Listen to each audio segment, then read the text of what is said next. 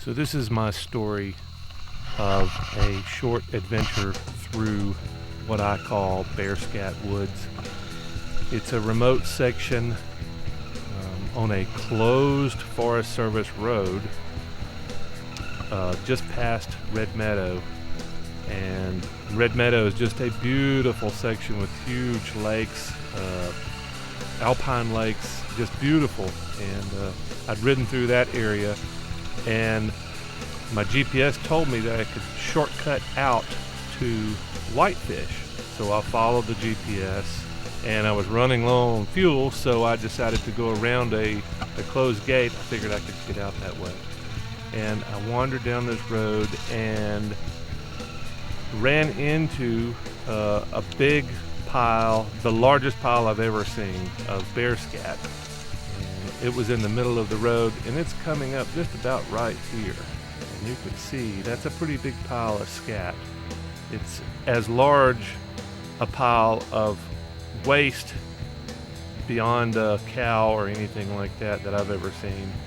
And it compares to my buddy Harvey Woolley's morning poo, which he gladly will show you pictures of. But anyway, I didn't think much about it when I passed over it, but the thought was in the back of my head, hey, I could be running into a big bear up here. And I kept riding thinking, okay, well maybe he's behind me. And the woods kept getting thicker and thicker, as you can see. And at a point ahead, it finally got to the point where, I needed a tractor or, some kind of a track vehicle to get through the mess. So I decided at that point to turn around and consulted my GPS and tried to find a way, and ultimately decided that I had to turn around. And it was at this point that I realized I was going to have to ride through that same section, that beautiful, perfect section. If I was a bear, that's probably where I would hang out and, capture prey, and a deep wooded area that was hard to be a predator yourself. But anyway, I had to turn around and go back through this gnarly section where the bear poop was, and I did not really think about what kind of danger I was really in until the next day, when, after I got a flat tire, I ripped the valve stem off my motorcycle, so I couldn't repair the tube. I had to walk out and get another tube. So I was hitchhiking, and the only vehicle that picked me up was Border Patrol. And he described the situation that I experienced the day before as we chatted on the way back to the bus. He told me that a forest ranger was killed in this area just 2 weeks prior.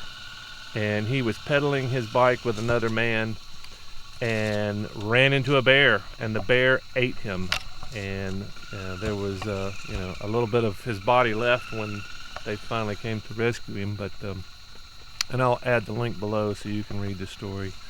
But he also told me that this area is where they put their problem bears, the bears that couldn't exist amongst people. They put them in this section of the forest. So, this is kind of like the Alcatraz of bad bears. This is where they put them. So,